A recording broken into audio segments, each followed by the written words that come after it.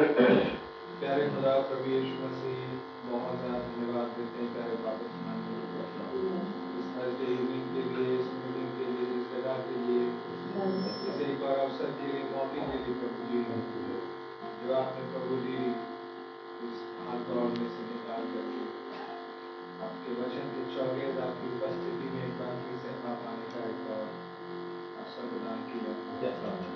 आपका बहुत धन्यवाद। वास्तव में प्रभु जी हमारी स्ट्रेंथ आपकी उपस्थिति में ही है।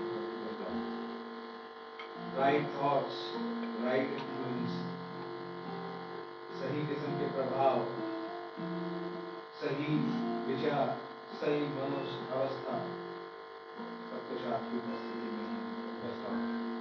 आपका नाम मुबारक हो। कितने शुक्रगुजार हैं प्रभु जी, आपने हमें जिंदगी दी, सलामती दी, बचा के संभाल के रखा, हमारा चिंता बनाया। आपने हमारी सभी जरूरतों को भी पूरा किया और ये अपना एक वचन दिया। वो खुदा जो अब तक छुपा हुआ था, लेकिन आपने अपने हृदय के मर्म को अपने नबी की मार्फत हम तक पहुंचाया। आपका बहुत धन्यवाद, बहुत धन्यवाद देते हैं आपको प्रभु जी। नए जन्म का एवेन्यू दिया खुदा, तरीका दिया, आपने एक रेस्टोरेशन का तरीका दिया और हमारे लिए उपलब्ध कराया। बहुत बहुत धन्यवाद। धन्यवाद आपकी योजना में एक फुल रिडेम्पशन है लॉर्ड जीसस। आपके नाम की तारीफ हो और इसकी खबर आपने हमारे लिए हमारे तक पहुंचा दी प्रभु जी। हम जो इन बातों को कभी सोच भी नहीं सकते थे, कभी हमें ख्याल गुमान में नहीं था कि ऐसा भी कुछ हो सकता है। प्रभु आपका नाम मुबारक हो कि आप हमारे प्रति कितने माइंडफुल रहे हैं खुदा, कितने थॉटफुल रहे हैं प्रभु। आपका शुक्र करते हैं प्रभु जी।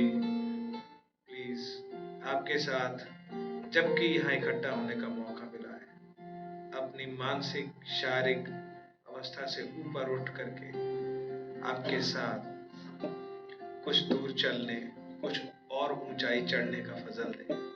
हमारी गलतियों को माफ करें लॉर्ड। आप ही अपने वचन के जल से धो के पाक साफ शुद्ध करें खुदा।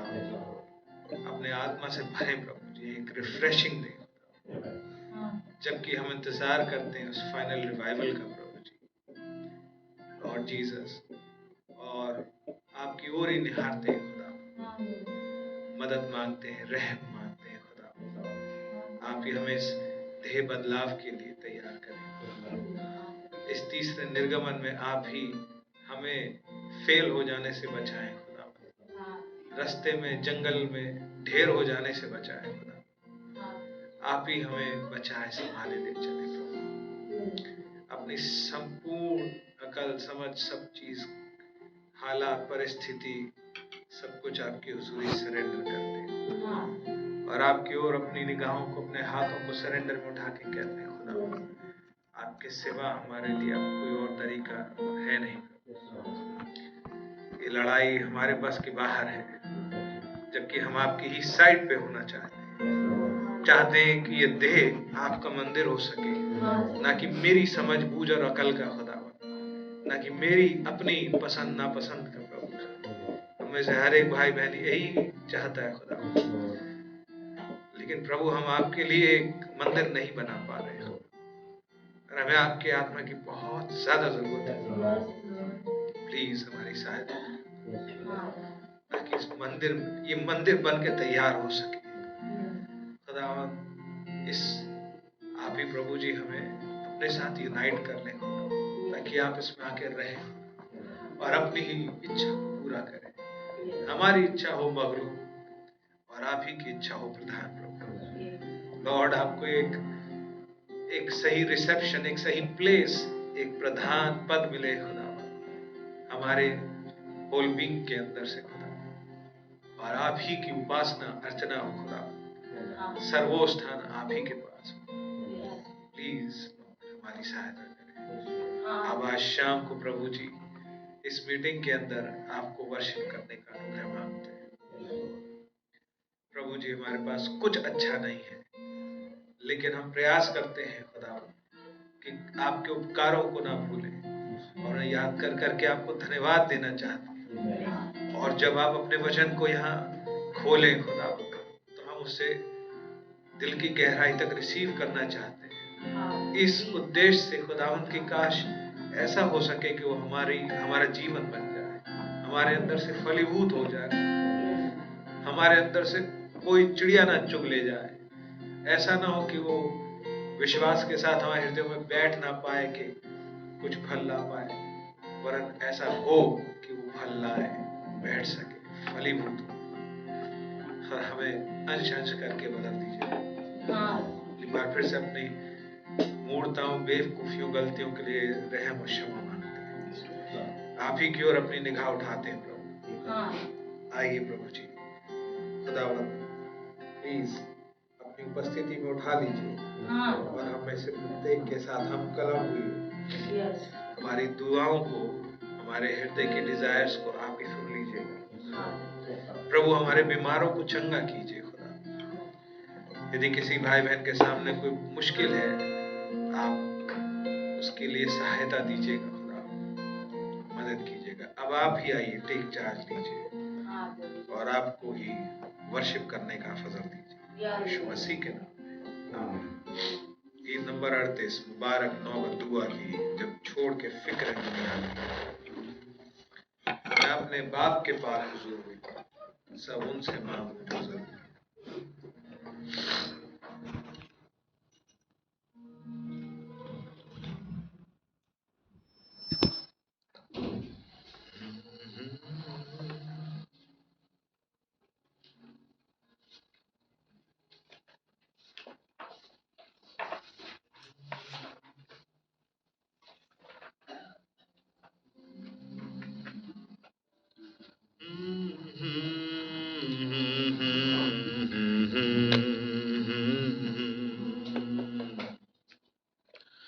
मुबारक नौबत दुआ की, जब छोड़ के फिक्र दुनियावी,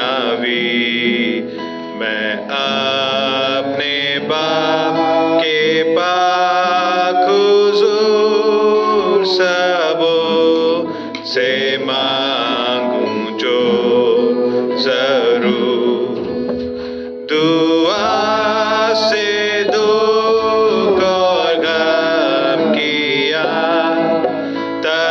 तसल्ली पाती मेरी जान।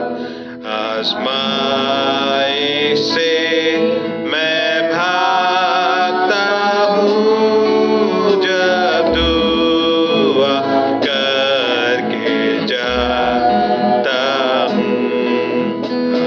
आज़माइश से मैं भागता हूँ,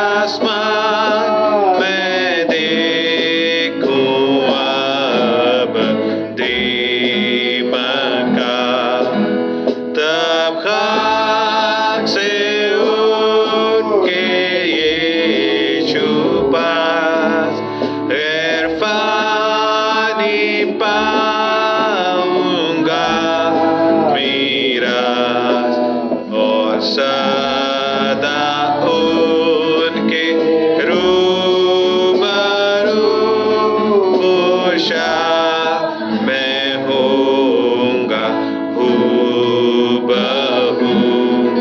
और सदा उनके रूबरू होशा मैं होऊंगा हूबहू।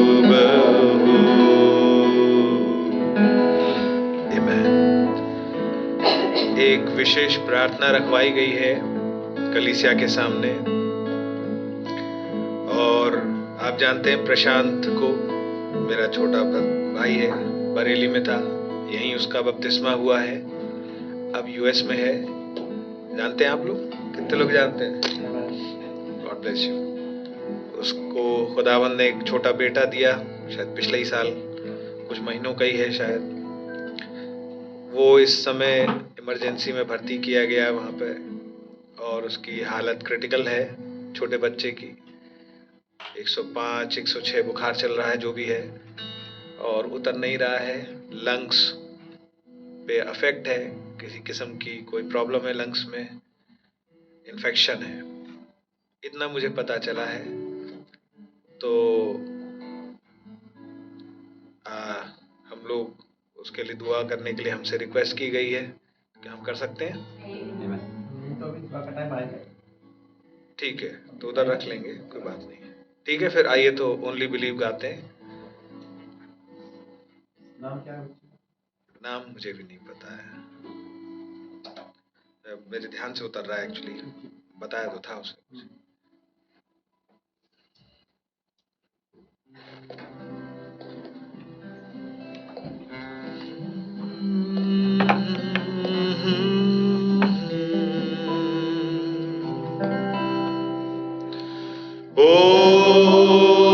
Only believe,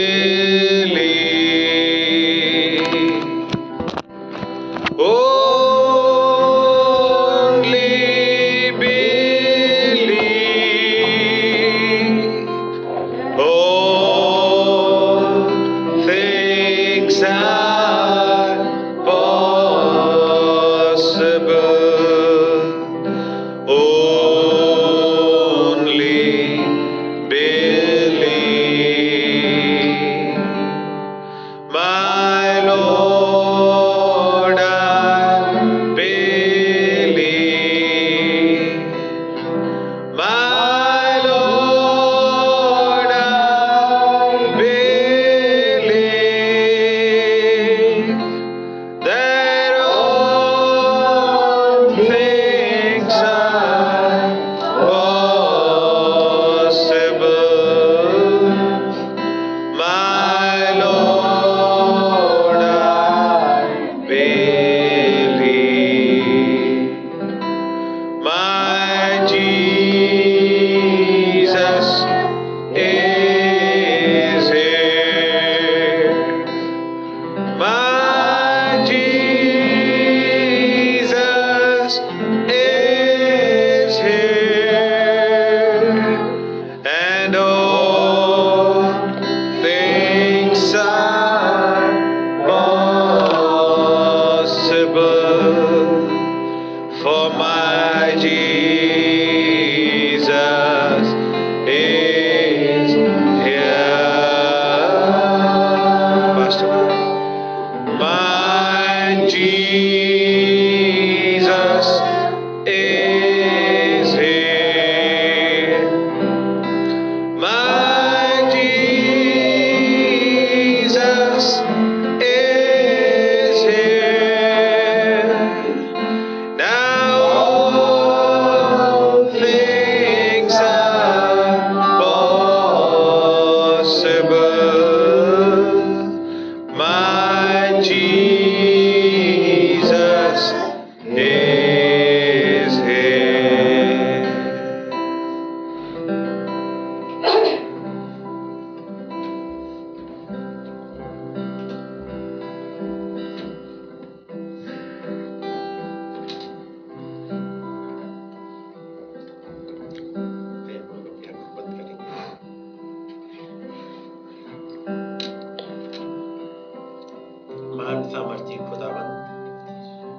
बार फिर से आपके चरणों में आए हैं और आपका धन्यवाद करते हैं प्रभु, आपने बड़ी दया करी। इस समय जबकि हम आपके पास आ सके प्रभु और आपकी बातों को सुन पाए, आपके भेद जो कि प्रभु जीवन से भरे हुए हैं, हमारी मदद करिएगा प्रभु, ताकि इन बातों को हम समझना चाहते हैं प्रभु, दिल की गहराई उतारना चाहते हैं और आपके साथ चलना चाहते हैं। आज जबकि मौका हमें मिल गया है प्रभु आपके पास आने का, प्रभु आपकी दया, आपका अनुग्रह बहुत ऐसे चाहते हैं। प्यारे प्रभु आप ही आए, हमें संभालें, हमें समझाएं और अपने भेदों को और सिखाएं समझाएं। आपकी ही मर्जी पूरी, प्रभु यीशु मसीह के नाम में, आमीन। आइए जब हम लोग खड़े हैं, खुदा के वचन निकालेंगे।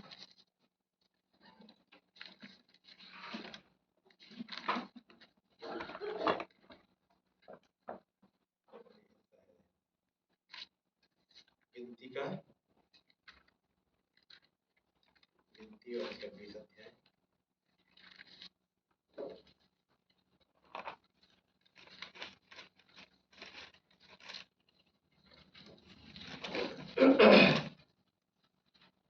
और उसकी पहली आयत से, पहले महीने में सारी इस्राएली मंडली के लोग सीनै नामक जंगल में आ गए और कादेश में रहने लगे। और वह मरियम मर गई और वहीं उसको मिट्टी दी गई। वहां मंडली के लोगों के लिए पानी ना मिला, इसलिए वे मूसा और हारून के विरुद्ध इकट्ठे हुए और लोग यह कहकर मूसा से झगड़ने लगे, भला होता कि हम उस समय ही मर गए होते जब हमारे भाई यहोवा के सामने मर गए। और तुम यहोवा की मंडली को इस जंगल में क्यों ले आए हो कि हम अपने पशुओं समेत यहाँ मर जाएं? और तुमने हमको मिस्र से क्यों निकालकर इस बुरे स्थान में पहुंचाया है? यहाँ तो बीज या अंजीर या दाखलता या अनार कुछ नहीं है, यहाँ तक कि पीने को कुछ भी पानी नहीं है। तब मूसा और हारून मंडली के सामने ही मिलाप वाले तंबू के द्वार पर जाकर अपने मुंह के बल गिरे और यहोवा का तेज उनको दिखाई दिया।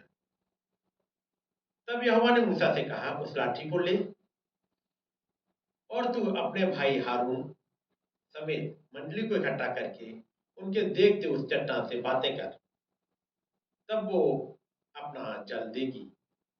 इस प्रकार से तू चट्टान में से उनके लिए जल निकालकर मंडली के लोगों और उनके पशुओं को पिला। यहोवा की इस आज्ञा के अनुसार मूसा ने उसके सामने से उस लाठी को ले लिया। मूसा और हारून ने मंडली को उस चट्टान के सामने इकट्ठा किया। तब मूसा ने उससे कहा, हे दंगा करने वालों, सुनो, क्या हमको इस चट्टान में से तुम्हारे लिए जल निकालना होगा? तब मूसा ने हाथ उठाकर लाठी चट्टान पर 2 बार मारी और उसमें से बहुत पानी फूट निकला और मंडली के लोग अपने पशुओं समेत पीने लगे। महान सामर्थी खुदावंद, एक बार फिर से हम आपके चरणों में आएंगे और आपका धन्यवाद करते हैं प्रभु, एक बार फिर से आपने अपनी दया बनाए रखी है। एक और मौका दिया प्रभु आपके पास आने का। हमारी मदद करिएगा ताकि आपके वचन हमारे समझ में आने पाए। प्रभु आप ही आए, मैं साइड हो सकूं, ताकि प्रभु आप हमसे बातचीत कर सकें और हम बातों को सिखा सकें जो हमारे लिए जरूरी है। मदद करें प्रभु यीशु मसीह के नाम में, आमीन। खुदावंद का नाम मुबारक हो। एक बार फिर से जब हम लोग इकट्ठे होने पाए हैं,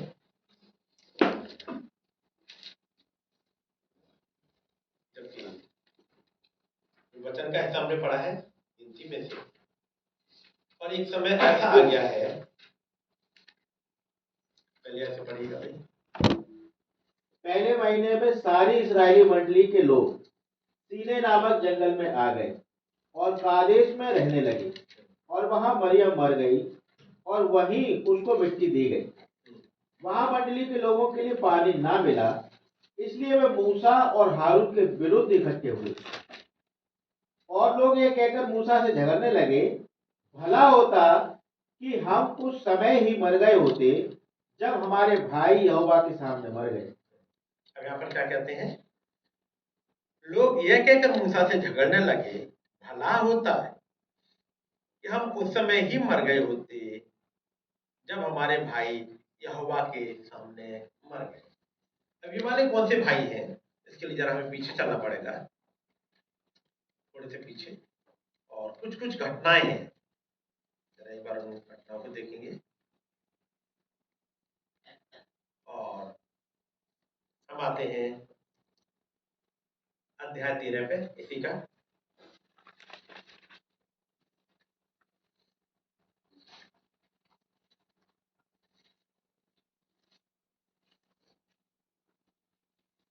चलिए ऐसे पढ़िए। फिर यहोवा ने मूसा से कहा, कनान देश जिसे मैं इजराइलियों को देता हूँ, उसका भेद लेने के लिए पुरुषों को भेज। वे उनके पितरों के प्रति गोत्र के एक एक प्रधान पुरुष हों।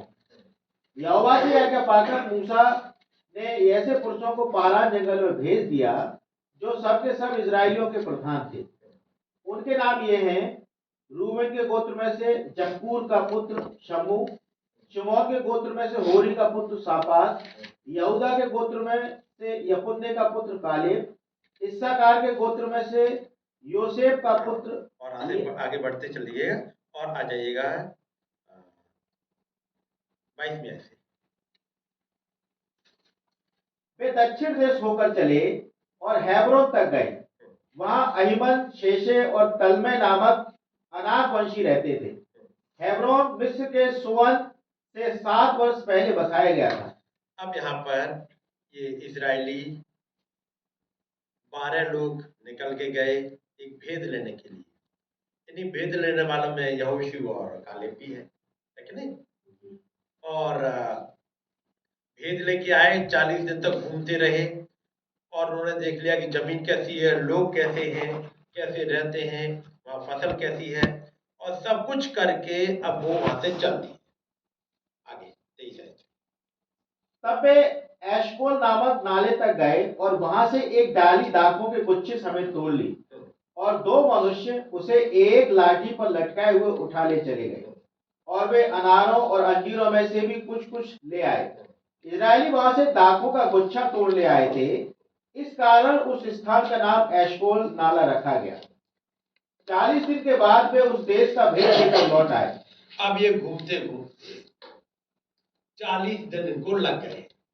काफी बड़ा एरिया है, काफी घूमे और प्रूफ के तौर पर दाखों के गुच्छे तोड़ लिए, अनारों को लेके आए, अंजीरों को लेके आए और तोड़ करके अपने देश में लौट आए। 26 में और पारान जंगल के कादेश नामक स्थान में मूसा और हारून और इजराइलियों की सारी मंडली के पास पहुंचे और उनको और सारी मंडली को संदेश दिया और उस देश के फल उनको दिखाए।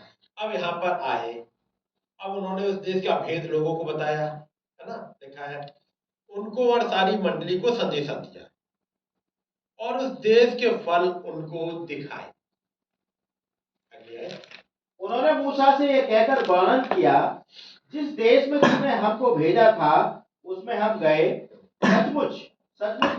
उसमें सचमुच दूध और मधु की धाराएं बहती हैं और उसकी उपज में से यही है, परंतु उस देश के निवासी बलवान हैं। पहले 27 में देख लेते थोड़ी देर। जब वहां से लौटे 12 लोग रिपोर्ट लेके वहां के प्रूफ दिखाए और प्रूफ में उन्होंने अंगूर दिखाए, अनार दिखाए, अंजीर दिखाए, जो कुछ वहां की फसल फल वगैरह थे वो दिखाए। वैसे वाले अंगूर कहीं और नहीं मिलते, वैसे वाले अनार कहीं और नहीं मिलते, वैसे वाले अंजीर कहीं और नहीं मिलते जैसे कनान के थे।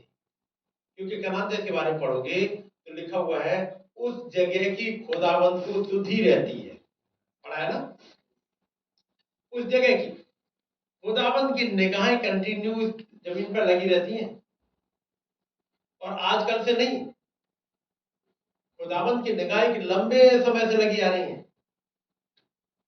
और खुदाबंद ने अब्राहम से कहा, वहां यहाँ से निकल, जहां वो रह रहा था अपने खानदान में, और यहाँ से निकल और उस देश में जो मैं तुझे दिखाऊंगा, और वो दिखाया। वही खुदाबंद ने कहा कि उस देश में दूध और मधु की धाराएं बहती हैं। देश बहुत अच्छा है, खुदाबंद को शुद्धि रहती है उसकी। और तब से लेकर के अब कुछ कुछ पीढ़ियां आती गई, और अब वो समय आ गया कि अब उस प्रॉमिस लैंड के सामने पहुंचे। लाल समुद्र पार कर लिया है, पार करके आ गए हैं।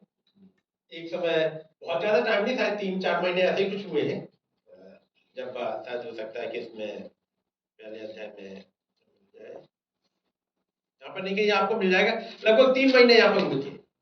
3 महीने के बाद उस जगह पे आ गए, और यहाँ से फिर अब ये जाति दिए जाते। वो देश जो इन्हें मिलना था, वो मात्र 3 दिन की यात्रा का था। पढ़ा होगा, केवल 3 दिन की यात्रा का, और वो अपने देश में पहुंच जाते। उन्हें न तो लाल समुद्र पार करना होता, और ना क्या करना, वो अपने देश में पहुंच जाते। लेकिन ये 400 साल लगभग यहाँ रह गए, मिस्र में रहते रहते मिस्र की नेचर, मिस्र का एटीट्यूड, मिस्र के धन दौलत, मिस्र की जॉब, मिस्र का बिजनेस, सब कुछ इतना उनके अंदर रग रग में भरा हुआ है कि जब तक उसे निकाला ना जाए तो खुदा उनके साथ नहीं चलता। क्योंकि बिजनेस वहां बहुत बढ़िया, उस देश में क्या के नाम मिस्र है, उस समय का सुपर पावर है। और चूंकि सबके सब रिश्तेदार हैं यूसुफ के, जो कि एक समय वहां का प्राइम मिनिस्टर टाइप का हुआ करता था, सबसे फिरौन के बाद सबसे ज्यादा अप्रोच वाला आदमी, उसके सब रिश्तेदार हैं। अच्छी अच्छी जगह इन्हें सब मिली हुई हैं, कहीं कोई दिक्कत नहीं है। गोशेन जैसा देश इन्हें दे दिया गया, रहो, लंबी चौड़ी जमीन पड़ी है, सब कुछ। और वो जमीन और वो सब इतनी थी कि जब ये गए तो वो 76 लोग थे वहां, याकूब के समय में जब गए 76 लोग हैं, और निकले हैं तब लगभग 20 लाख, है कि नहीं? लगभग 20 लाख लोग वहां समा सके हैं। कितनी बड़ी जमीन दी हुई बताओ। हो सकता है एक मंजिल के बजाय 2-2, 3-3 मंजिल मान लो बना लिए हो, मान लेते, मान लो 4 मंजिल बना लिए हो, तो 20 लाख लोग थे, तो उन्होंने 4-4 मंजिल बना लिए हो, तो 5 लाख लोगों लायक तो जगह होगी जमीन पे, होगी। और गए थे तब 76 लोग थे, लेकिन तब इतनी जमीन दे दी गई थी यूसुफ के समय में, जब आराम से जहां तक रह पाओ रह लो। 76 लोग, इतनी जगह जहां पे 20 लाख लोग रह ले, और 20 लाख लोग रह रहे हैं तो उनकी भेड़ बकरियां भी होंगी, गाय बैल भी होंगे, होंगे। इतने सब, इतनी पूरी भीड़ के लिए रहने के लिए जगह दी थी। उस समय कितनी बढ़िया जगह दी गई होगी इसके समय में। और उसके बाद जैसे जैसे बढ़ते गए अपना बिजनेस वगैरह में फलते फूलते चले गए। लेकिन एक समय आया, एक नबी आ गया, जब ये वहां पे गुलाम हो गए हैं, लेकिन उसके बाद भी तब भी जगह घर तो कुछ है ही है, जगह तो है ही। गुलाम जरूर बन गए हैं, लेकिन आके रह तो लेंगे अपनी जगह पे। जैसे आपने पढ़ा हुआ, अमराम के पास अपना घर था, अपनी कोठरी है, बेसमेंट अपना है घर में कि नहीं? उसके घर में ऊपर कोठरी थी, अमराम के घर में नीचे बेसमेंट भी था, घर था। तो गुलाम बनने के बाद भी इनके पास जगह है, रह रहे हैं। कानून जरूर आ गए ऐसे जिसकी वजह से गुलाम बन गए हैं, रोज का रोज प्रेशर बढ़ता जा रहा है, लेकिन जगह है। अचानक एक नबी आ जाता है, और नबी क्या कहता है? सब कुछ। और जिस दिन नबी सीन पे आया, जिसका नाम मूसा है, उसने जाके कहा, कुछ हलचल मची, इनके जॉब आवर्स बढ़ा दिए गए, जो ने अब तक वो वीजा मिल जाता था वो नहीं मिल रहा, यानी मुश्किलें फंस गई। और फिर मिस्र में विपत्ति पड़ने लगी और अल्टीमेटली आप देखोगे तो लगभग 1-2 साल का ही टाइम है। 1-2 साल के टाइम के अंदर ये वहां से निकल गए, सब कुछ छूट गया। बच्चों की पढ़ाई जो वहां चल रही थी मिस्र में छूट गई, बिजनेस छूट गए। यदि पैसा है उनके पास में, सोना चांदी है भी, तो किस काम का? जंगल में जा रहे हैं, उसी दुकान से क्या खरीदेंगे? पैसा भले ही हो, खरीदने के लिए कुछ नहीं है। अब जबकि उन्होंने वहां से लूट लिया था बहुत कुछ, सोना चांदी इनके पास बहुत कुछ था, लेकिन खरीदे कहां से? क्योंकि जंगल में गुजर रहे हैं। और जब वहां से चलने लगे 3 महीने बाद एक जगह आके रुके हैं, वो है सीना पहाड़, जहां से 40 वो जासूस भेजे गए और 40 दिन का चक्कर लगा के आ। अब उनके हालात को देखो, इन लोगों की, वहां से निकल के आ गए, सब कुछ छूट गया। और चूंकि उन्होंने छूट तो गया वो जगह, एक नबी के साथ चल रही है, लेकिन अभी भी उन्हें कहा जाए, जैसे कहते हैं सामने विजन अभी क्लियर हुआ नहीं, जब जा कहां रहे हैं। उन्हें एक चीज दिख रही है, हमारे घर छूट गए, हमारी बिजनेस छूट गई, हमारी जॉब छूट गई, हमारे बच्चों की एजुकेशन छूट गई। लेकिन ये चीज जो खुदावंद ने उनसे वादा किया था, एक ऐसा प्रॉमिस लैंड जहां मैं तुम्हें पहुंचाऊंगा जिसमें दूध और मधु की धाराएं बहती है, और बहुत ज्यादा टाइम नहीं लगता। इन बच्चों की पढ़ाई छूट गई तो कितना लॉस होता। जब वो मिस्र देश में से निकले, 3 महीने हो गए, 3 महीने के बाद यहाँ पे आए, 40 दिन और अपना चक्कर मार के आ गए, समझ लो 5 महीने। उसके बाद ये प्रॉमिस लैंड पहुंच जाते, क्योंकि वहां पे मसा मरीबा के आसपास आए हुए कादेश बर्निया में है ये। और यदि ये चले जाते खुदावंद की आज्ञा मानते हुए, तो अगले 1-2 महीने में पहुंच जाते, सब जगह पहुंच जाते। लगभग 6 महीने का लॉस होता है, ज्यादा नहीं, और वो अपने देश में पहुंच जाते। लेकिन ये लॉस, 40 साल का लॉस, बच्चों का कैरियर का लॉस, फाइनेंशियली लॉस हो क्यों रही? उनके अपने का, अपने एटीट्यूड। और क्या है एटीट्यूड उनका? जरा थोड़ा सा पीछे और चलते हैं इसी गिनती में, तो आपको स्टार्टिंग से सब चीजें मिल जाएंगी। तो 9वें अध्याय पे आते हैं।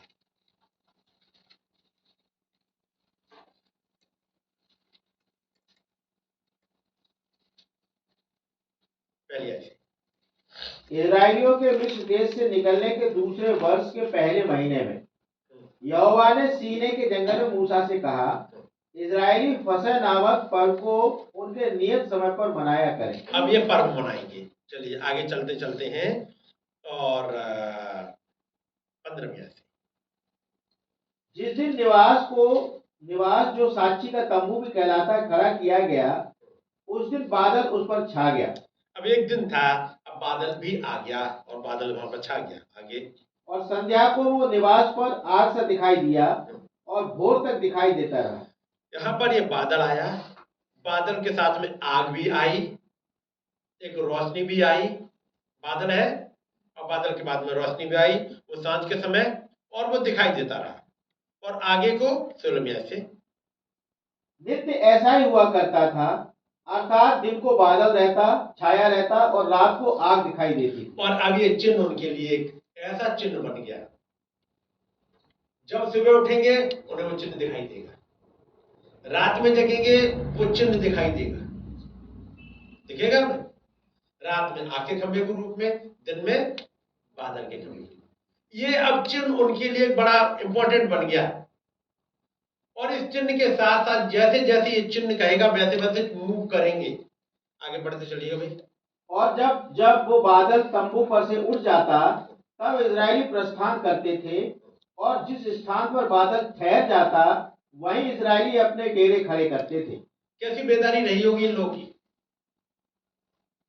तब नबी कहते हैं, गॉड टॉक टू मोजेस वाला मैसेज आपने पढ़ा होगा, खुदा ने मूसा से बात करी, मुस्लिम ट्रांसलेट हुआ, तो उसमें कहते हैं और बाई चांस जब ये दोपहर बादल मूव करा, इसराइली मूव कर लेते थे, चाहे रात का 12 बजा हो, चाहे रात का 2 बजे हो, कोई भी टाइम जैसे ही बादल मूव करा, याजक एक तुरही फूकता था, उस याजक की तुरही सुन के बाकी याजक तुरही फूक देते थे, और फिर छावनी अपने आप ही एक ऑर्डर में आ जाती थी और चलने लगते थे।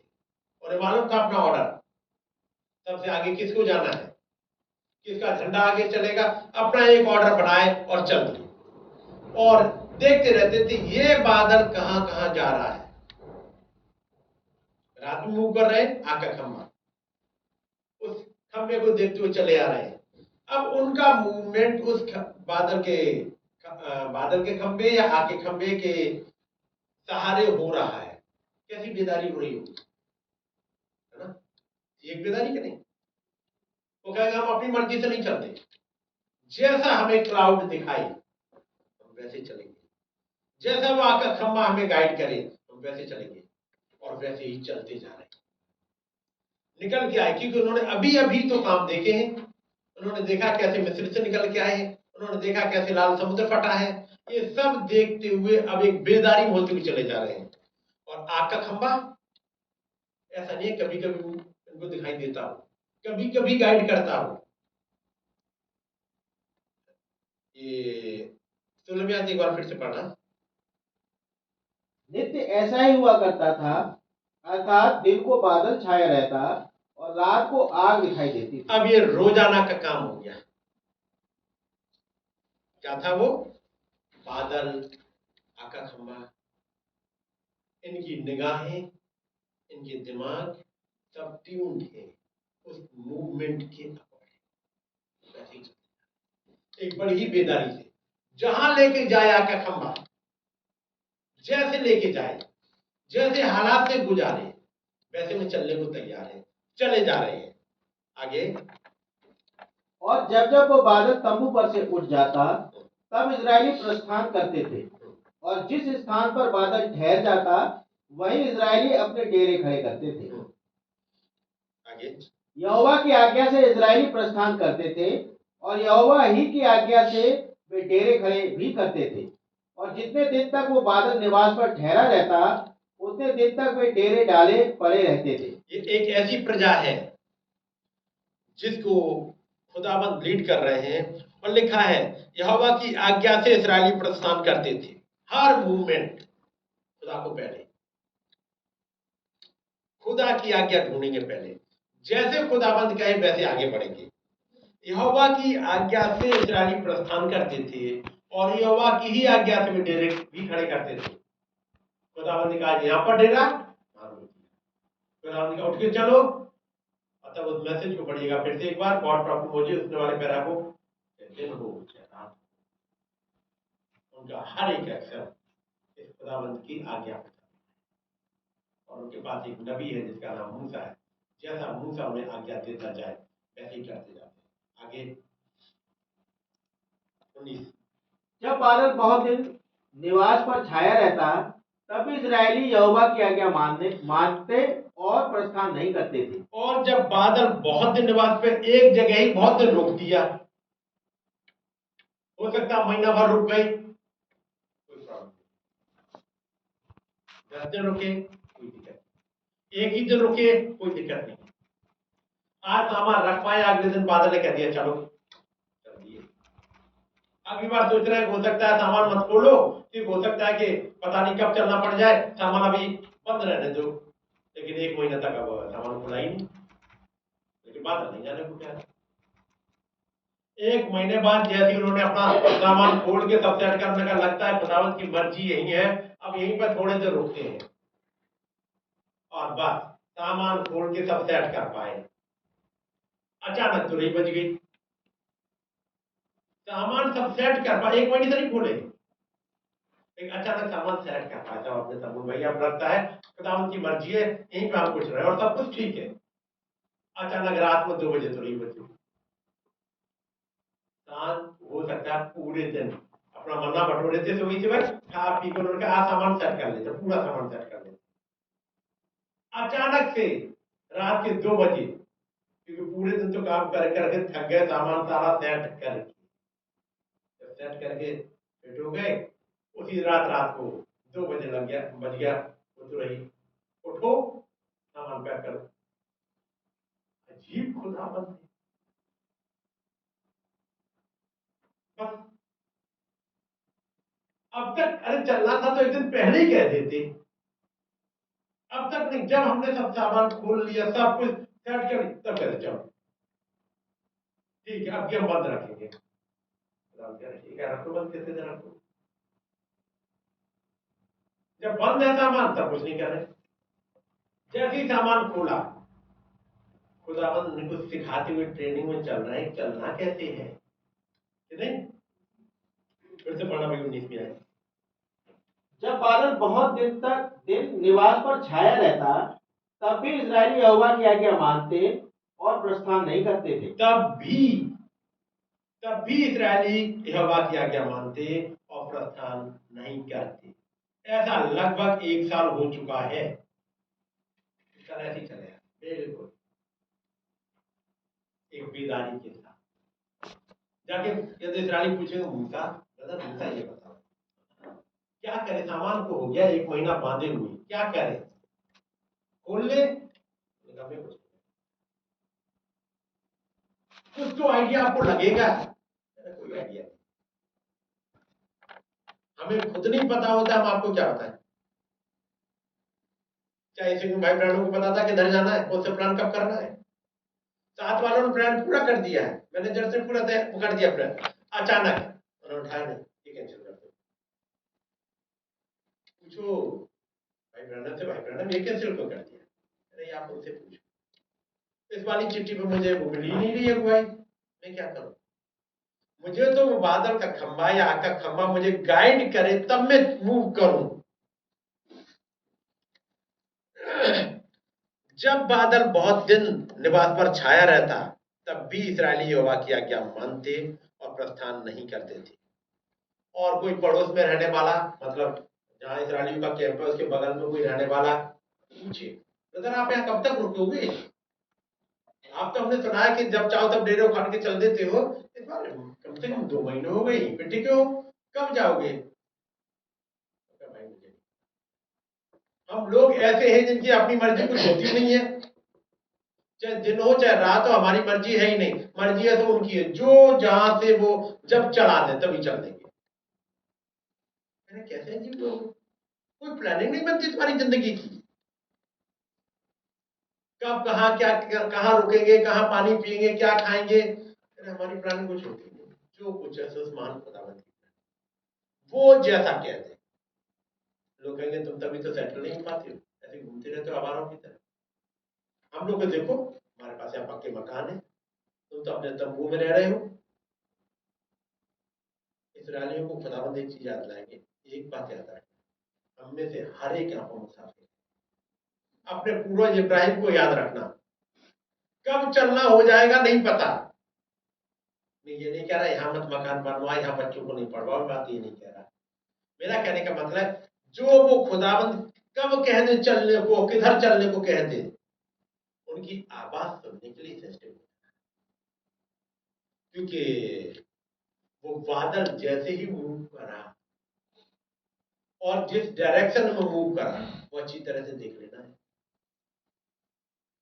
अगली आयत।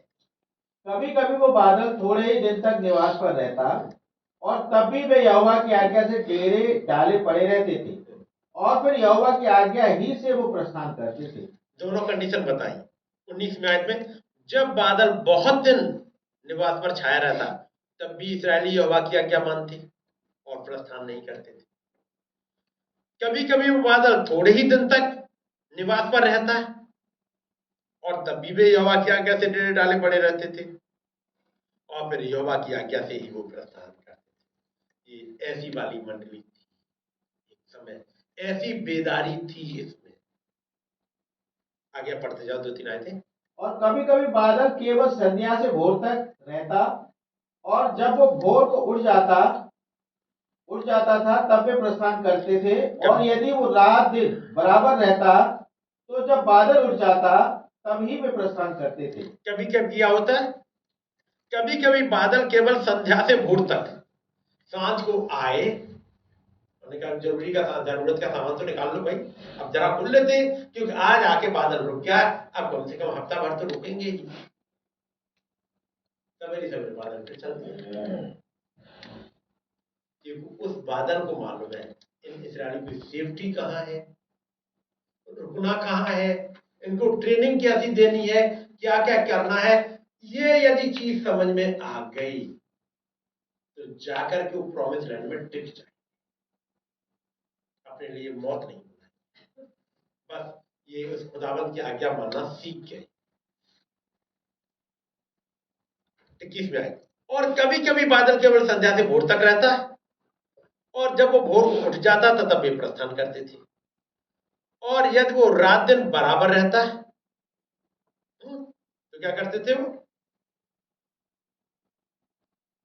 अब अंग्रेजी में लिखा है, whether it was by day और by night that cloud was taken up the journey. Hindi में वो उन्होंने इस टाइप से नहीं लिखा, लेकिन अंग्रेजी में क्या है, चाहे कभी चाहे दिन हो चाहे रात, जब भी बादल मूव करेगा वो चल देते थे। इसी वाले हिस्से को नबी ने वहां पे लिया, उस वाले में। अगली आए, वो बादल चाहे 2 दिन, चाहे 1 महीना, चाहे वर्ष भर, जब तक निवास पर ठहरा रहता तब तक इजरायली अपने डेरों में रहते और प्रस्थान नहीं करते थे, परंतु जब वो उठ जाता तब वे प्रस्थान करते थे। यहोवा की आज्ञा से वे अपने डेरे खड़े करते, और यहोवा ही की आज्ञा से वे प्रस्थान करते थे। याद रखिएगा, यहोवा की आज्ञा से वो चलते थे, यहोवा की आज्ञा से वो एक ऐसी मंडली जो चल रही है। और फिर अगले चैप्टर में आपको मिल जाएगा कि मूसा ने कुछ तुरैया बनाई थी, तुरैया बनवाई थी ताकि वो याजक फूके, ताकि जैसे ही आज्ञा मिले उसी के अकॉर्डिंग चल ले। और कौन सी छावनी कैसे जाएगी ये आपको यहाँ मिल जाएगा, मैं उस पर भी नहीं जा रहा है, चाहिएगा तो पढ़ लीजिएगा, बहुत सी चीजें आपको मिल जाएंगी। और उसके बाद अब आइएगा 10वें चैप्टर की 33वीं आयत। फिर इस्राएलियों ने यहोवा के पर्वत से प्रस्थान करके 3 दिन की यात्रा की, और उन 3 दिनों के मार्ग में यहोवा की वाचा का संदूक उनके लिए विश्राम का स्थान ढूंढता हुआ उनके आगे आगे चलता रहा। क्या हुआ यहाँ पर, and they departed from the mount of Lord 3 days journey. क्या हुआ, 3 दिन कंटिन्यू चलते जा रहे हैं, है कि नहीं।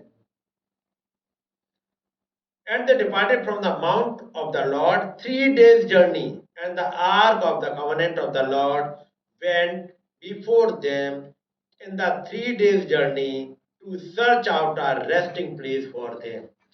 3 दिन तक कंटिन्यू रेस्टिंग प्लेस ये खुद नहीं ढूंढ रहे हैं।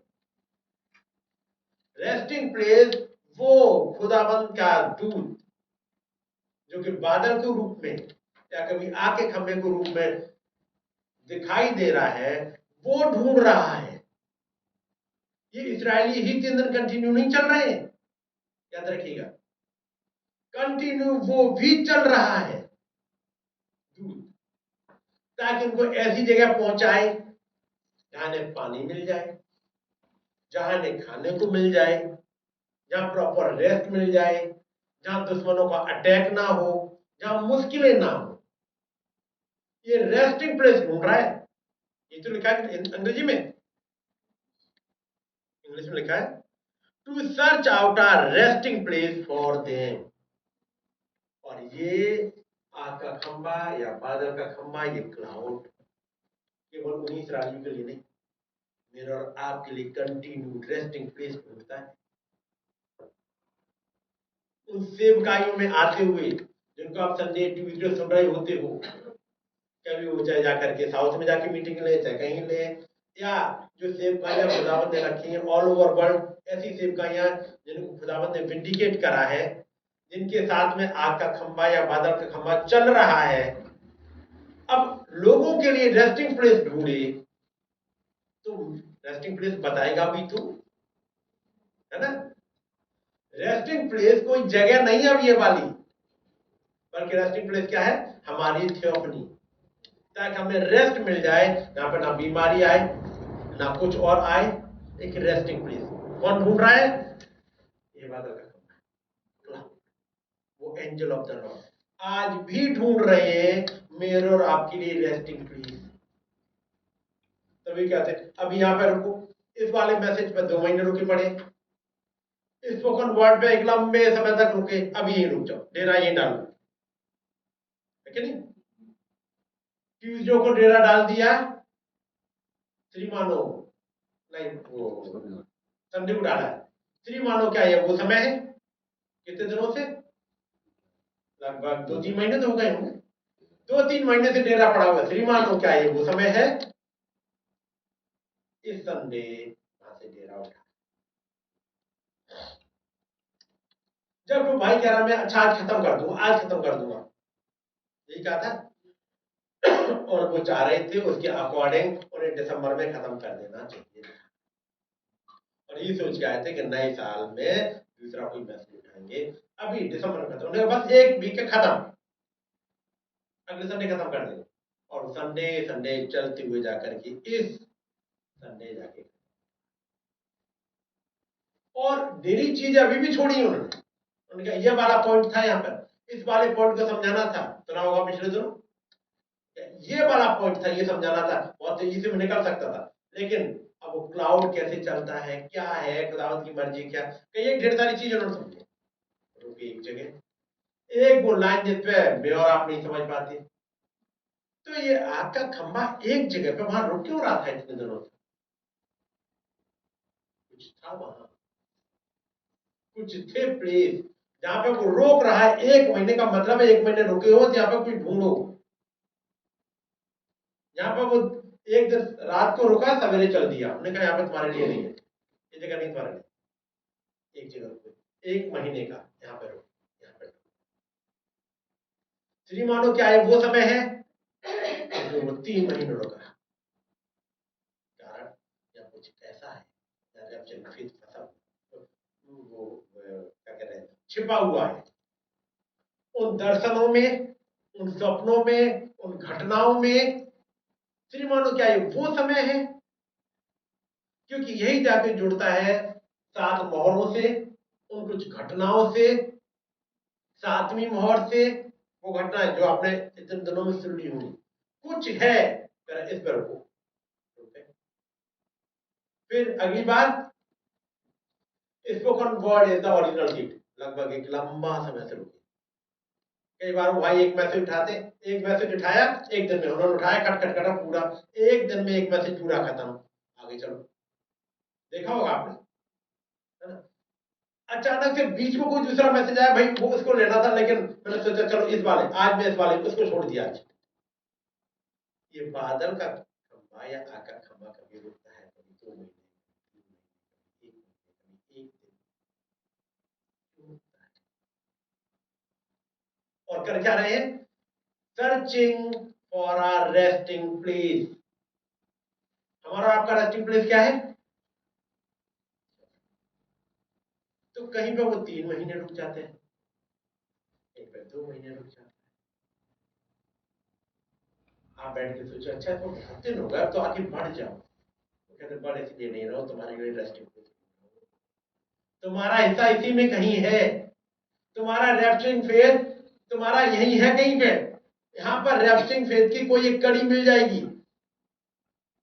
उसी गॉड टॉक टू मोजेस वाले में नबी एक बात और कहते हैं, खुदावंद अपने वैरायटी स्टोर में ले जाते हैं, खुदा के पास एक बहुत बड़ा वैरायटी स्टोर है, और आप वहां जाते हैं, वैरायटी स्टोर में आपको कुछ चाहिए, आपको कुछ चीज मिल ही नहीं रही है, अचानक आपकी निगाह पड़ती है, हाँ है तो वो जो सामान आपको चाहिए है तो, लेकिन बड़े ऊंचे पर रखा हुआ है, अब हम उठाएं कैसे,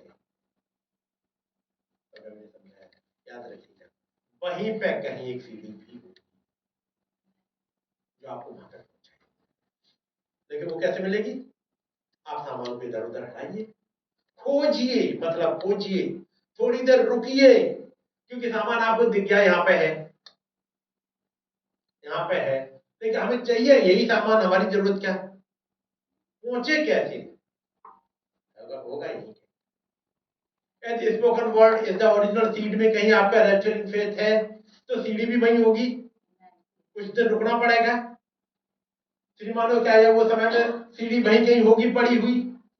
हो सकता है जूनियर जैक्सन के ख्वाब में आपको कुछ मिले, क्योंकि जूनियर जैक्सन तो भटक गए थे, वो बाद में इधर चले गए थे, उनके ख्वाब में क्या मिल जाएगा।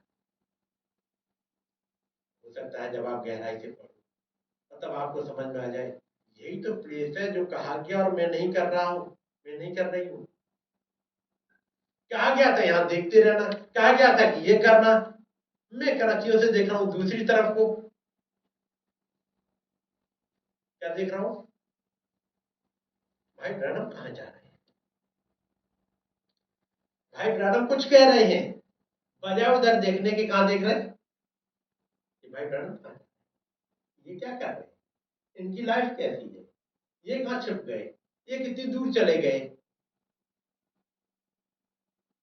वो कह रहे मेरी लाइफ मत देखो, तुम्हें जो इंस्ट्रक्शन दी है वो दी, नहीं क्यों, तुम्हारा रैप्चरिंग फेथ वही है, इसी पत्थर पे अपने आप उभरने लगेगा तुम्हारे लिए। कई एक सिस्टर कॉलेज वाला वो ड्रीम है, वो कहते हैं हमने देखा कि भाई नेविल खाना परोस रहे हैं, ये हमें अच्छा नहीं लगा। भाई नेविल क्यों परोस रहे हैं, वो तो पास्टर है, वो क्यों परोस रहे हैं, इसलिए हमने सोचा हम दूसरी जगह खा लेंगे, हम नहीं देखना चाहते अपने पास्टर की बेइज्जती, दूसरी जगह चले गए। जबकि अनाउंसमेंट हो रहा है कि रुक जाओ खाना है। इन्हीं वाले ड्रीम से कुछ है हमारा रैप्चरिंग फेथ छिपा हुआ। और कहां पर पढ़े थे हम लोग, हाँ 33 में आई थी, पढ़िएगा फिर से। फिर इस्राएलियों ने यहोवा के पर्वत से प्रस्थान करके 3 दिन की यात्रा की, और उन 3 दिनों के मार्ग में यहोवा की वाचा का संदूक उनके लिए विश्राम का स्थान ढूंढता हुआ उनके आगे आगे चलता रहा। वो वाचा का संदूक कौन ढूंढ रहा है, and the arc of the covenant of the Lord.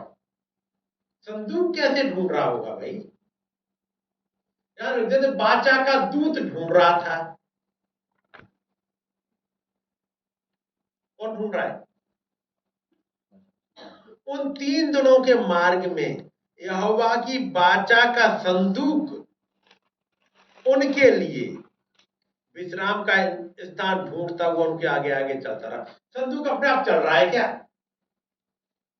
संदूक नहीं चल रहा, बल्कि चल तो वो बादल रहा है। तो ये लिखते वो वाचा का दूत आगे चलता रहा, क्योंकि वाचा का संदूक में कुछ था।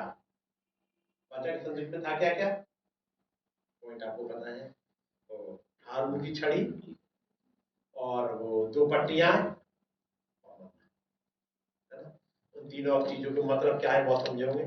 ये चल रहा है आगे आगे ढूंढते हुए रेस्टिंग प्लेस, क्योंकि महान खुदाबंद उस बॉक्स में रह रहे हैं, है ना, खुदा की वाचा का संदूक था।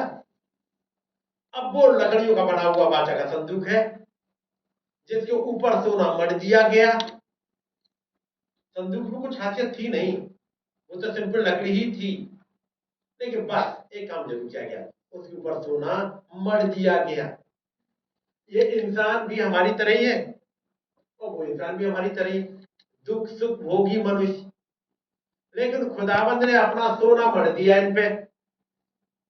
अब ये इंसान नहीं दिखता, बल्कि एक संदूक दिखता है जिसमें खुदाबंद रहते हैं, और ऊपर एक चिन्ह दिखाई दे रहा है कि मैं यहां रह रहा हूं।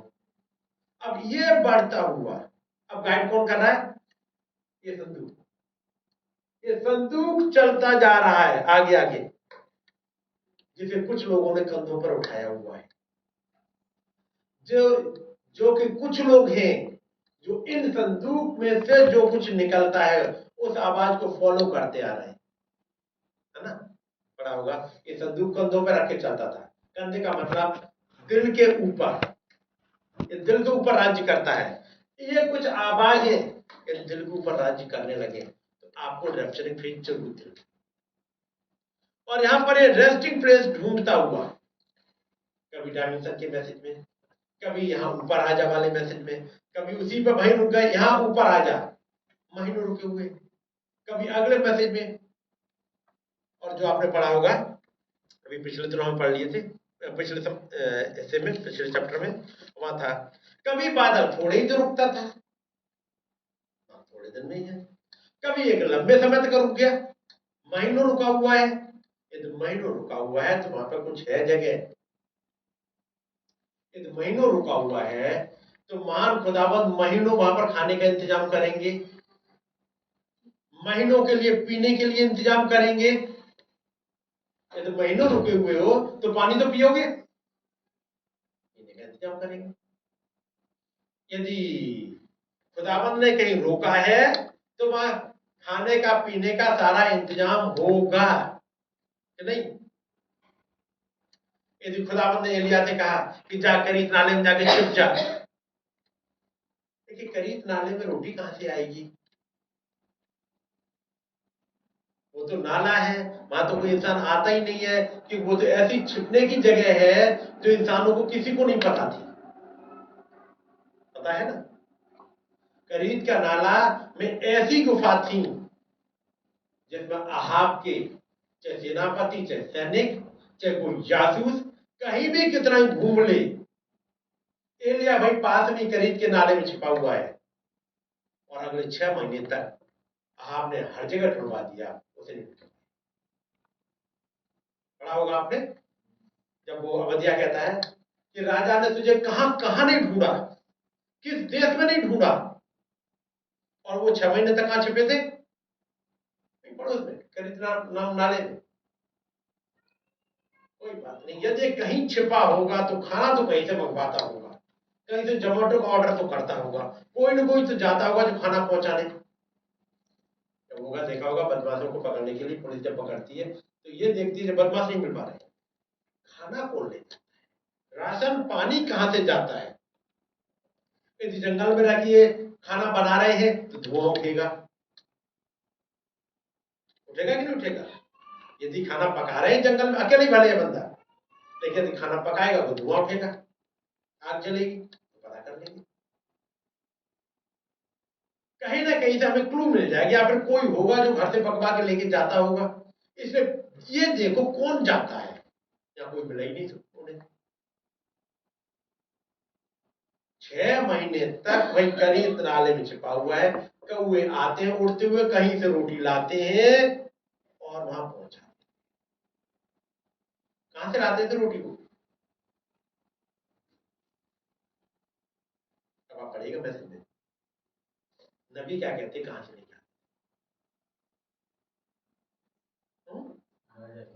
आया क्या थे। लेकिन फिर मैं एक दिन पढ़ा था मैसेज में, तो आपको पता लगेगा आप क्या से लेकर, ये खुदावन प्रोवाइड, ये रोटी आप क्या की नहीं खा, क्रिएटेड बाय गॉड। खुदाबंद क्रिएट करेंगे रोटी और बोटी, कौवे लेके जाए। मेरी भी सोच में यही था, आपके घर से जाता जाता था, मैंने खुद ही यहां से बोला है, क्योंकि कहीं से कुछ मिला था हिस्सा। लेकिन फिर एक और मैसेज मिला, फिर और जब डिटेल में पढ़े पता लगा अच्छा ये तो खुदाबंद ने क्रिएट करी हुई है। अब ढूंढो क्लू, कौवा उड़ता हुआ नहीं देखेगा तुम्हें कहीं से भी, जंगल कहीं से वही नाले में वहीं से कहीं से खुदाबंद ने क्रिएट करी, वहां से उठा पहुंचा दिया। वैसे ही जैसे उस दूत ने पकी पकाई रोटी दी, वो पकी पकाई रोटी कहां से आई थी, खुदाबंद ने तैयार की। ऐसे ही रिजरेक्शन के बाद जब यीशु मसीह उस झील पे मिले थे, तिबरियास की झील पे, और पूछ रहे बच्चे तुम्हारे पास खाने को कुछ है, उनके पास तो कुछ। वो आए किनारे, उन्हें आग पे वो मछली भुनी हुई दिखाई दी, भून रहा है पूरी, ये मछली कहां से आ गई।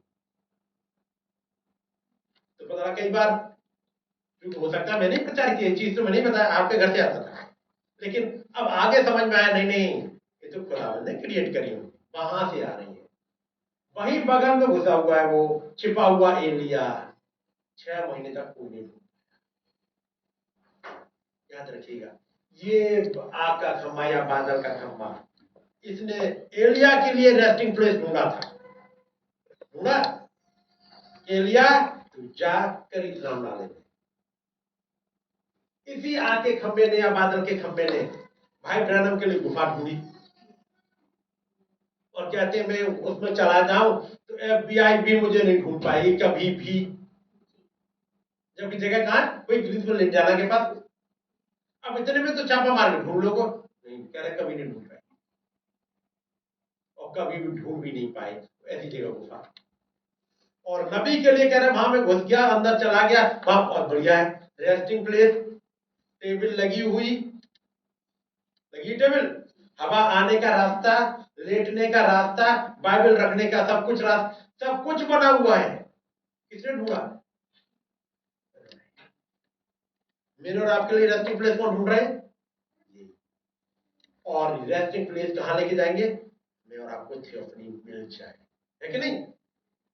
सो फिर से पढ़िएगा भाई 33 में आए। फिर इस्राएलियों ने यहोवा के पर्वत से प्रस्थान करके 3 दिन की यात्रा की, और उन 3 दिनों के मार्ग में यहोवा की वाचा का संदूक उनके लिए विश्राम का स्थान ढूंढता हुआ उनके आगे आगे चलता रहा। ये बड़ी इंपॉर्टेंट चीज है। वो क्या है? खुदा की वाचा का संदूक उनके लिए रेस्टिंग प्लेस, विश्राम का स्थान ढूंढते हुए उनके आगे आगे चलता रहा। ये उनकी जिम्मेदारी है। जिन्होंने एलिया के लिए रेस्टिंग प्लेस ढूंढा करीत नाम नाले में, और जब नाले का पानी सूख गया तब वही मान खुदावंद कहता है यहां से उठ और सारपत की विधवा के यहाँ। अब मैंने अगला रेस्टिंग प्लेस अगले 3 साल के लिए एक जगह और रख दी, जहां आपके कितने भी जासूस जाएं, कि नहीं? ये सारपत नगर था कहां? वो किस देश में?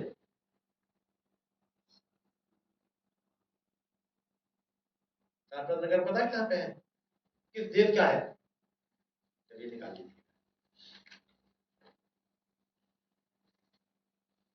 जब पढ़िएगा तो इन चीजों को गौर से देखते चलिएगा, क्योंकि वहीं पर कुछ न कुछ चीज छिपी होती है। जब एलिया गया है वहां से 7वां अध्याय,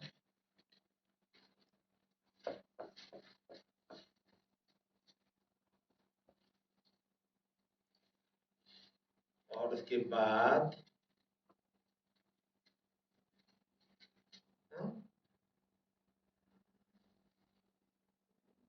नौवीं आयत पढ़िएगा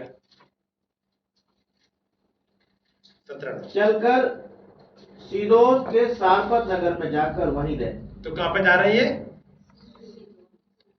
सीदोन की। सीदोन कंट्री का एक नगर है, वहां जा रहे हैं। क्या आपका सीदोन से कुछ लेना देना था क्या? जरा सुरमा अध्याय निकाल लो इसी का।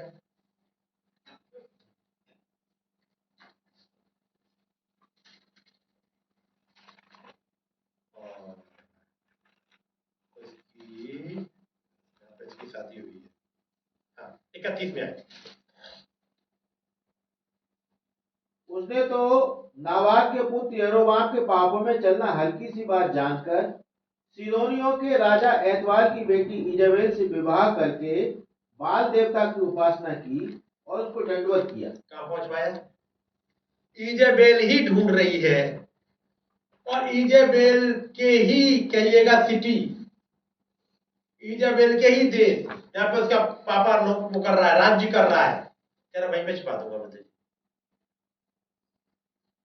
सीदोनियों के राजा की बेटी है, और एलिया को कहा तो वहीं जाके छिप जा, कोई जासूस नहीं पकड़ पाएगा। तू आराम से रहना, खुल के खाना पीना, मैं बनाऊंगा तेरे लिए रेस्टिंग प्लेस। ये तो महान खुदाबंद ऐसे हैं कि उस दुश्मन की नाक के नीचे ही रेस्टिंग प्लेस दे दें। क्या खुदाबंद ने मूसा को नहीं दिया? दिया था। फिरौन की आज्ञा निकलती थी कि इस्राएली बच्चों को इब्री बच्चों को मार दिया जाए, और उसी फिरौन के घर के नीचे खुदावंद अपने बच्चे मूसा को पाल रहे हैं, ट्रेन कर रहे हैं। याद रखिए, वही मान खुदावंद आज भी है। आज के कानून, आज का कंट्री का कानून, लोगों का कुछ भी हो, कैसे भी हालात हो, हमारे महान खुदावंद उसी दुश्मन की नाक के नीचे में और आपको छिपाए रखेंगे। जैसे उन्होंने एलिया को छिपा लिया इस दुनिया के देश में, उससे पहले कहां छिपे हैं? आपके बगल में ही छिपे, कोई ढूंढ पाया? याद रखिए, मुझे और आपको भी कोई परेशान कर नहीं पाए। इस दुनिया के कानून कैसे ही आते रहे, हमारे पास एक ऐसे खुदा है जो रेस्टिंग प्लेस खुद ढूंढते हैं। कहीं से ढूंढे तो आपको नहीं देंगे। और क्या इस छोटे से झुंड के लिए खुदावंद ने ढूंढ के नहीं रखा? चाहे आपके रहने की जगह हो, चाहे आपकी जॉब करने की जगह हो, चाहे बच्चों को पढ़ाने की जगह हो, क्या खुदावंद ने ढूंढ के नहीं रखी? कहीं होगा वो खुदावंद ढूंढ के रखेंगे। आगे बढ़ेगा भाई, 34 साइड वापस आके गिनती। और जब वे छावनी के स्थान से प्रस्थान करते थे, तब दिन भर यहोवा का बादल उनके ऊपर छाया रहता था। और जब जब संदूक का प्रस्थान होता था, तब तब मूसा ये कहा करता था, हे यहोवा उठ, और तेरे शत्रु तितर बितर हो जाएं, और तेरे बैरी तेरे सामने से भाग जाएं। जैसे ही संदूक वो बादल चला, मूव करा, मूसा क्या कहते थे? हे यहोवा उठ और तेरे शत्रु बिखर जाए, तेरे शत्रु तितर बितर हो जाए। और एक भी शत्रु टिक नहीं।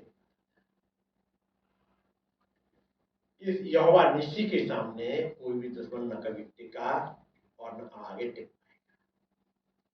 बस हमें और आपको एक प्रॉमिस याद रखनी है जो मूसा को याद है। और मूसा कहते थे, प्रभु आप उठो और तेरे शत्रु तितर बितर हो जाए और तेरे बैरी तेरे सामने से भाग जाए। क्या ही भला हो जब आप सुबह उठो, खुदाबंद अब मुझे जाना है अपने ऑफिस, अपनी पढ़ाई के लिए, अपने काम के लिए। खुदाबंद ये काम करना, प्रभु आप इस्राएल के रक्षक हो, ना आप ऊँगते हो ना सोते हो। प्रभु मैं चलूंगा, आप मेरा रास्ता बना दीजिए। मेरा रेस्टिंग प्लेस कोई जगह नहीं है, मेरा रेस्टिंग प्लेस हो आप, आपका वचन, बस मुझे वही माना। तो महान खुदावंद अपनी प्रॉमिस भूलते हैं? और जब आके रुक गए, अगली आयत, और जब जब वो ठहर जाता था, तब तब मूसा कहा करता था, हे यहोवा, हजारों हजार इजरायलियों में लौट कर आ जा। हाँ। और जैसे ही संदूक रुका, क्योंकि बादल रुक गया है, अब वो रेस्टिंग, अब एक जगह रुकी हुई। अब ऐसे ही नहीं, कोई बात है, थैंक गॉड हम आगे रुक गए। मूसा कहते हैं, महान खुदाबंद अब आप आ जाइए, इन हजारों हजार इस्राएलियों के बीच में आ जाइएगा, इनकी वर्शिप ग्रहण करिएगा, इनको गाइड करिएगा, इनको सुनाइएगा, वैसे ही जैसे आप आदम और हव्वा को सुनाते थे। इवनिंग में आप आ जाते थे, सांझ के समय उन बच्चों से बातचीत करते थे और उनको सुनाते थे। आप आ जाइएगा खुदा, हमसे बातचीत करिएगा और हमें भी सुनाइएगा। ये प्रेयर्स हैं और कुछ धन्यवाद हैं। सुबह उठते रात को सोते, है कि नहीं? खुदावंद मैं जा रहा हूँ, मैं जा रही हूँ, आपके दुश्मन तितर बितर हो जाए, मैं आपका साइड लेने पाऊँ। और जब तक ये चीजें याद बनी रहेंगी, चाहे दुश्मन कैसा भी आए, मैं ये नहीं कह रहा कि दुश्मन नहीं आएगा, आएगा, लेकिन याद रखिए लड़ने के लिए खुदावंद उतरते हैं, वो आ जाते हैं। अब आते हैं 11वां अध्याय पहली आयत। फिर वे लोग बुड़बुड़ाने और यहोवा के सुनते बुरा कहने लगे। अब क्या हुआ? वो इस्राएली, वो लोग जिनमें एक बेदारी हुआ करती थी, धीमे धीमे अब वो रूटीन बन गया। बादल का खंभा, आग का खंभा, और क्या कह रहे हैं? फिर वे बुड़बुड़ाने, किस बात को लगे? जैसे मैंने स्टार्टिंग में ही रखा था, अब 1 महीने से तो नहीं चले। हमने सोचा आप सामान निकाल लें, सवेरे सवेरे चल दिए। रात में 2 बजे, महान खुदावंद आप इतना भी चिंता नहीं करते हो सकता है किसी घर में डिलीवरी होने वाली हो, 1-2 दिन बाद, और अचानक उधर वर्ष पेन से स्टार्ट हुए हो, इधर ये आपको बादल का खंभा चल दिया। मूसा रुको, थोड़ी देर रुको, अब हमें रुकने दो। अब बताओ ऐसे समय हम कैसे चल दे? पूछो मरियम कैसे गई है? वहां तब नहीं मरियम थी, लेकिन मरियम के समय का देखे कैसे गई? ऐसे वाले हालात में गधे पे बैठ के जा रही है। क्योंकि उस बच्चे का जन्म नासरत में नहीं होना, लेकिन कुछ भी हो, नासरत में पूरा समय तुम्हारा गुजर गया, तुम्हारे 8.5 महीने गुजर गए, 9 महीने गुजर गए, अब बस कुछ ही दिन रह गए, 2-4 दिन। अब क्या करें? चलो, और चलना ही है, क्योंकि उस बच्चे का जन्म नासरत में नहीं होगा, उस बच्चे को बैतलहम में ही पहुंचना है।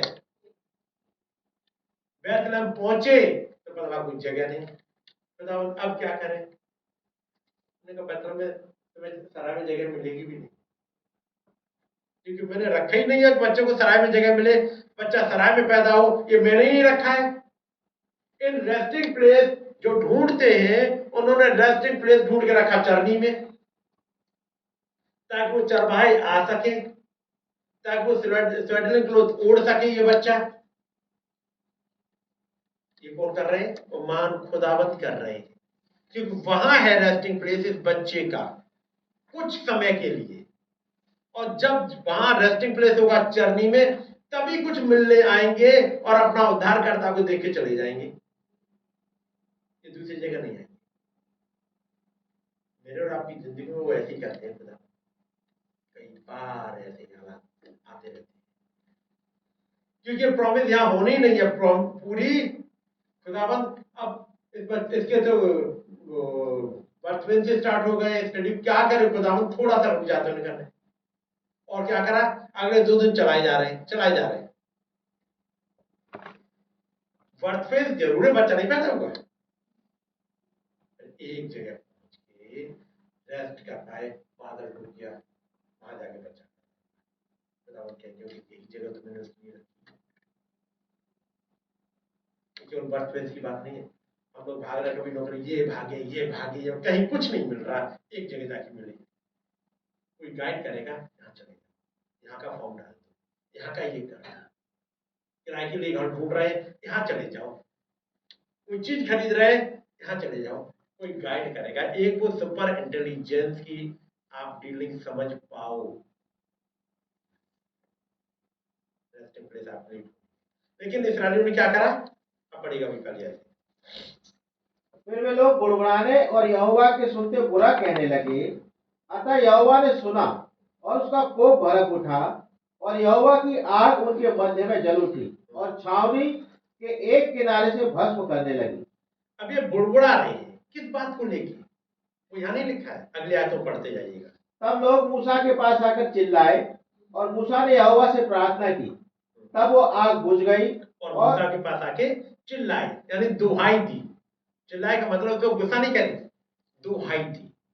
तब मूसा ने यहोवा से प्रार्थना की और वो आग बुझ गई। आगे, और उस स्थान का नाम तबेरा पड़ा, क्योंकि यहोवा की आग उनमें जल उठी थी।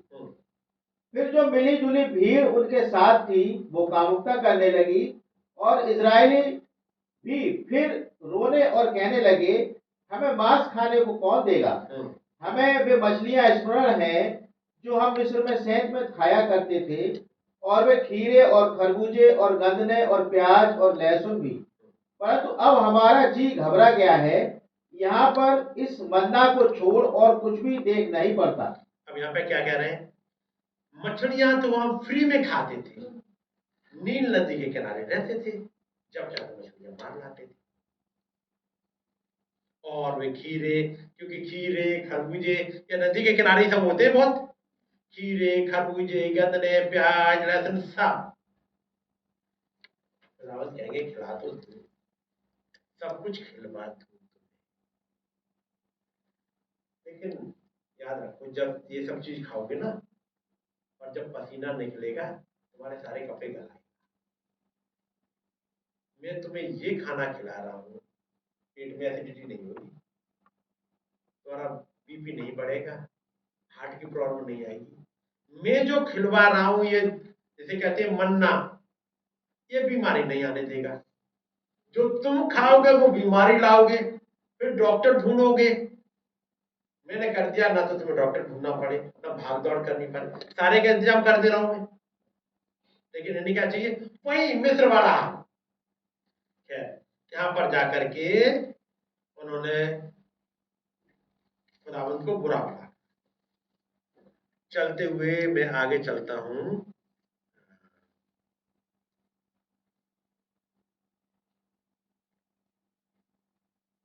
31 में ऐसे। तब यहोवा की ओर से एक बड़ी आंधी आई और उस समुद्र से बटेरें उठा के छावनी पर और उसके चारों ओर उतनी ले आई वे इधर उधर एक दिन के मार्ग तक भूमि पर 2 हाथ के लगभग ऊंचे तक छा गए। खुदाबंद ने यहाँ कहा था तुम 1-2 दिन की बात छोड़ो, 1-2 दिन की बात है ना, मैं तो महीना भर खिलाऊं। खुदाबंद ने खिलाया बहुत। उसके बाद फिर आगे ये कुछ गड़बड़ करते रहे। 13वां अध्याय जो हमने पढ़ा, यहाँ पर वो गए भेद लेने के लिए। अब वापस आइएगा 13वां अध्याय और इसकी 26 और 27 है।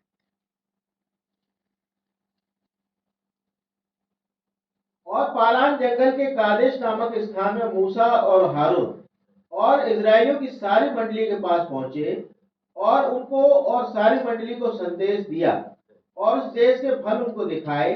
उन्होंने मूसा से यह कहकर वर्णन किया, जिस देश में तूने हमको भेजा था उसमें हम गए, उसमें सचमुच दूध और मधु की धाराएं बहती हैं और उसकी उपज में से यही है। बहुत अच्छी रिपोर्ट दी। फल ये है, और नबी इसको कंपेयर करते हैं पेंटिकोस्टल युग से। मिरेकल हो रहे हैं, अन्य अन्य भाषाएं बोल रहे हैं, बहुत अच्छी बेदारी है यहाँ, सब कुछ बहुत अच्छा है। लेकिन बात आती है अगली, अब जाओ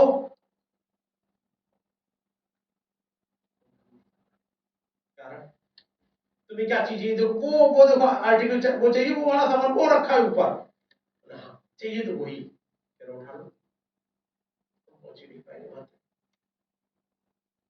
वो ब्लेसिंग जो खुदावंद ने रख तो दी, हम पहुंच नहीं पाएंगे, कभी भी नहीं पहुंच पाएंगे, हमें ताकत नहीं है। चक्कर क्या है? ये अपनी ताकत पर भरोसा करें, हम कर लेंगे, हम पहुंच जाएंगे। नबी ने क्या समझाया? वहीं पर कहीं कोई सीढ़ी पड़ी हुई है, वहीं पर बस थोड़ी देर वेट करो, ढूंढो वहीं, और खुदावंद जो यहोवा यिरे हैं वो प्रोवाइड करेंगे। वहीं से कहीं तुम्हें एक रास्ता दिखाएंगे, देखो ये रहा रास्ता, आपको सामान हटाओगे, उठाओगे, सीढ़ी लगाओगे, ये तो बिल्कुल एग्जैक्ट उसी नाम की है। कोई सवाल है मैसेज का, आप ढूंढोगे, खुदावंद एक मैसेज निकलवाएंगे, ये रहा तुम्हारा जवाब। ऐसे ही कहेंगे ये रहा तुम्हारा रैप्चरिंग फेथ, ये रही तुम्हारी ब्लेसिंग। लेकिन कुड़कुड़ाओ नहीं, खुदावंद के पास प्रेयर में जाओ, उसके पास जाओ, वो कहेंगे, वो बताएंगे रास्ता। वहां है मैसेज का नाम, गॉड टॉक टू मूसा। कौन था? एक नबी। मूसा वो था जो पानी में से निकाला गया था, फिरौन की नाक के नीचे खुदावंद ने पाला था, है ना? मैं और आप भी एक पानी से निकल के आए हैं, पानी के रास्ते बपतिस्मा लेके निकल के आए हैं उस खुदावंद यीशु मसीह के नाम में ही। ऐसे मूसा के लिए खुदावंद ही बातचीत करेंगे। केवल गॉड टॉक टू मोजेस तक नहीं रह जाता, God talk to white runner तक ही नहीं रह जाएगा। आप आज चाहोगे तो वही मैसेज में आपको सब चीजें मिल जाएंगी। और जब ये चले, फिर ये लोग मारे गए, एक बड़ी भीड़ मारी गई। तभी आते हैं जो हमने अभी पढ़ा था 20वां अध्याय, निकालिएगा। 20 अध्याय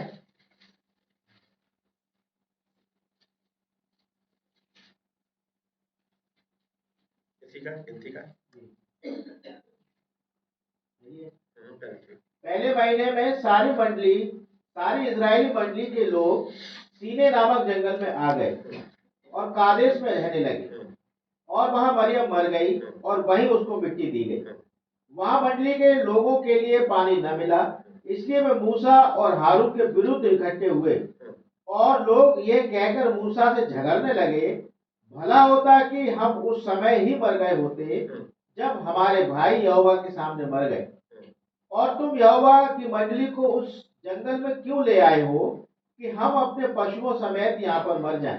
ये कौन? इसे कहा जाता है पेंटिकॉस्टल लोग, जिन्हें पवित्र आत्मा का बपतिस्मा मिला, जिन्होंने फल खाए। जो पढ़ रहे हो ट्यूजडे को सुन रहे होंगे, है ना? एक बार स्वाद चख चुके हैं ये लोग, और अब फिर क्या कह रहे हैं? उस नबी से झगड़ रहे हैं। किस बात को लेके? पानी नहीं मिला। यदि ये रेस्टिंग प्लेस ढूंढ रहे हैं, ये मान खुदा रेस्टिंग प्लेस ढूंढ रहे हैं, तो क्या इनको पानी नहीं मिलेगा? क्या मिलेगा? पानी भाई कहीं होगा, बस थोड़ी देर के लिए खुदाबंद ने उनकी आंखों को रोका हुआ है कि पानी दिख नहीं रहा है। आगे बढ़िएगा। और तुमने हमको मिस्र से क्यों निकालकर इस बुरे स्थान में पहुंचाया है? वहां तो बीज या अंजीर या दाखलता या अनार कुछ नहीं है, यहाँ तक कि पीने को कुछ पानी भी नहीं है। हाँ, यहाँ तक पीने को पानी तक नहीं है, ऐसी जगह लाके छोड़ा। यदि हमने पिछले समय वहां पढ़ा, पिछले समय यदि ये महान खुदावन रेस्टिंग प्लेस ढूंढते हुए चलते हैं, एक बार तो 3 दिन कंटिन्यू चले जा रहे हैं ताकि रेस्टिंग प्लेस ढूंढे। जब तक अगला रेस्टिंग प्लेस नहीं मिल जाएगा तब तक इस वाले रेस्टिंग प्लेस पे आपके लिए रखेंगे। और यदि यहां से उन्होंने कहा उठो, और जिंदगी में कुछ हलचल आई है, कुछ मुश्किलें आई हैं, और वो कहते हैं यहां से आगे बढ़ो, उसका मतलब वो अब चलेंगे जब तक अगला रेस्टिंग प्लेस ना ढूंढ ले। रेस्टिंग प्लेस में और आप ढूंढ पाएंगे ऐसे जंगल में जहां कोई सैटेलाइट काम नहीं करता है, जहां कोई सिग्नल काम नहीं करते, रेस्टिंग प्लेस यही ढूंढ पाएंगे, है ना? और वो ढूंढने को तैयार है, कंटिन्यू चलने को। कई जगह बस केवल रात को रुके सवेरे चल दिए, क्यों? ये रेस्टिंग प्लेस है नहीं, बस थोड़ी देर के लिए आगे बढ़ जाओ। हो सकता है कोई जॉब आपकी थोड़ी दिन की रही हो सकता है कोई ऐसे हालात थोड़े दिन के, फिर आगे जाके रोकेंगे। ये सब कुछ आने दे रहे हैं क्योंकि रेस्टिंग प्लेस ये ढूंढ रहे हैं, और यदि आप इन पर भरोसा कर पाओ, इनकी बात सुन पाओ, आगे बढ़ेगा भाई। तब मूसा और हारून मंडली के सामने से मिलाप वाले तंबू के द्वार पर जाकर अपने मुंह के बल गिरे, और यहोवा का तेज उनको दिखाई दिया। तब यहोवा ने मूसा से कहा, उठ, उस लाठी को ले, और तू अपने भाई हारून समेत मंडली को इकट्ठा करके उनके देखते उस चट्टान से बातें कर, तब वो अपना जल देगी। इस प्रकार से तू चट्टान में से उनके लिए जल निकालकर मंडली के लोगों और उनके पशुओं को पिला। कैसे पिला? जा और चट्टान से बातें कर, और फिर क्या होगा? कौन देगा? चट्टान। अब अंग्रेजी का देखिए sentence, and speak you unto the rock before their eyes. जाकर के उस चट्टान से उनके देखते देखते बातें करना, ठीक है नहीं? बातें करना। आगे, and it shall give fourth it's water, his water. तब नबी अपने मैसेज में बात करते हैं इस वाली बात को, वो अपना पानी देगी नहीं, वो अपना पानी देगा। और ये हिज मरे हुए के लिए नहीं आता, चट्टान के लिए नहीं आता, किसी पर्सन के लिए आता है। वो चट्टान कौन था? मसीह। वो सनातन की चट्टान, उसने पानी को थोड़ी देर के लिए रोका हुआ है, लेकिन था कहां? उसी जंगल में। जिस जगह खुदाबंद ने डेरे डलवाए, यही रेस्टिंग प्लेस पानी को रोके हुए है थोड़ी देर के लिए, और देखना चाह रहा है तुम्हारा एटीट्यूड क्या होगा। क्योंकि उसने कहा था मैं तुम्हारे लिए रेस्टिंग प्लेस ढूंढूंगा। ये ढूंढते हुए आगे बढ़ रहे हैं, और थोड़ी देर के लिए इन्हें पानी दिख नहीं रहा, लेकिन पानी है कितना। और ये पढ़िएगा जरा 11वें आयत। तब मूसा ने हाथ उठाकर लाठी चट्टान पर 2 बार मारी और उसमें से बहुत पानी फूट निकला और मंडली के लोग अपने पशुओं समेत पीने लगे।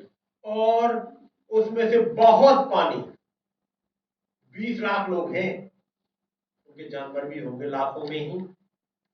20 लाख लोग हैं तो 20 लाख के ऊपर तो जानवर होंगे ही होंगे। इन 40 लाख को केवल एक बार पानी पीने के लिए नहीं, पीने लगे। वो सोता फूट निकला, वो सोता था कहां, वहीं। थोड़ी देर के लिए आंखों से छिपा हुआ जरूर लग रहा है, लेकिन वो सनातन की चट्टान वो वही है जिसने अपना पानी देना स्टार्ट किया। वही चट्टान खड़ा हुआ यूहन्ना की इंजील में, आए प्यासे लोगों मेरे पास आओ, मैं तुम्हें विश्राम दूंगा, मैं तुम्हें पानी दूंगा। ये पानी उसके अंदर से एक सोता बन जाएगा। ये चट्टान आज भी आपको बुला रहा है, ये बादल आज भी बुला रहा है।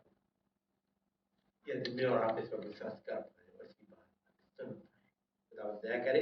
मैं बस क्योंकि जाना इसी मैसेज पर था, लेकिन बैकग्राउंड पीछे काफी थी, तो यहीं पर बंद करूंगा। मैं चाहूंगा भाई मेरा थोड़ा हुआ, ताकि एक मौका होगा प्रेयर के लिए, और यहाँ पर जितने भी प्रेयर रिक्वेस्ट है यहाँ पर रख सकते हैं भाई।